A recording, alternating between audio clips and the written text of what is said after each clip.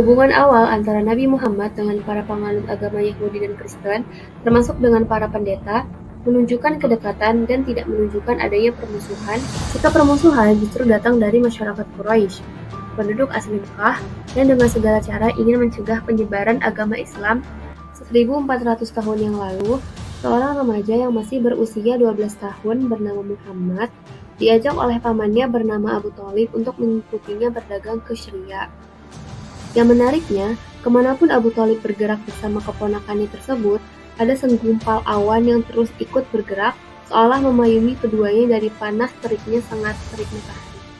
Karena kagum pada hal tersebut, pendeta Bahira mengundang Abu Thalib dan keponakannya Muhammad ke biara dan mengadakan dialog seperlunya.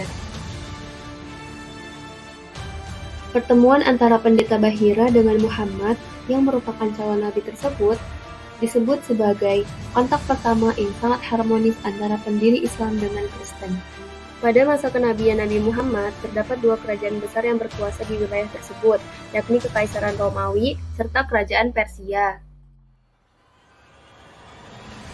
Yang menarik adalah sikap penguasa Kristen, yaitu Heraklius Kaisar Romawi, Makaukis penguasa Mesir, dan Najasyi Raja Abisinia, yang walau mereka tak merta menerima ajakan Nabi melalui surat untuk memeluk Islam, namun mereka menolak ajakan tersebut dengan santun.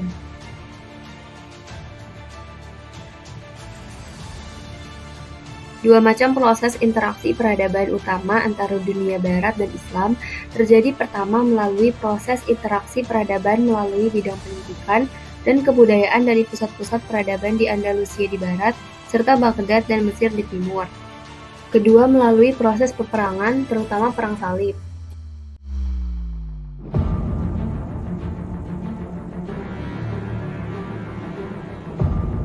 Pasukan salib pertama yang dipimpin oleh Pierre sebagai gerombolan rakyat jelata yang tidak memiliki pengalaman perang, tidak disiplin, dan tanpa persiapan. Pasukan salib ini dapat dikalahkan oleh pasukan dinasti Saljuk. Pada periode kedua ini, kemenangan kaum muslimin terlihat jelas setelah munculnya Salahuddin Yusuf al-Ayyubi di Mesir yang berhasil membebaskan Baitul Maqdis pada 2 Oktober tahun 1187. Pada periode terakhir ini, muncul pahlawan wanita dari kalangan kaum muslimin yang terkenal gagah berani, yaitu Syajar ad-Dur.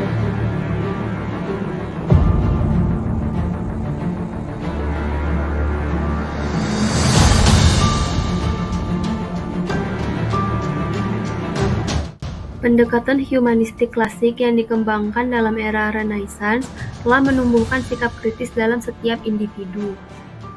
Salah satu sebab munculnya gerakan reformasi ialah indulgensi atau praktik penjualan surat pengampunan dosa yang dikeluarkan oleh Vatikan. Penjualan surat indulgensi adalah salah satu dari puncak gunung es kerusakan gereja Katolik pada zaman kegelapan Eropa. Gagal mencegah dan mengendalikan perkembangan gerakan reformasi melalui kekuasaan gereja dan kekuatan politik, maka gereja Katolik mengadakan gerakan kontra-reformasi yang cukup keras dengan target membinasakan gerakan reformasi.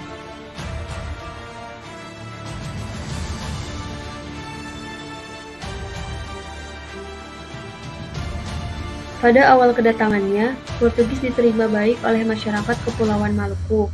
Portugis juga berhasil mengadakan sosialisasi dan pendekatan dengan penduduk setempat pada saat itu. Praktik kolonisasi oleh dunia barat Kristen terhadap dunia Islam tentu berbeda di satu negara yang satu dengan yang lain. Kedatangan Cornelis de Houtman pertama ke Hindia Belanda lebih mengutamakan maksud kepentingan dagang.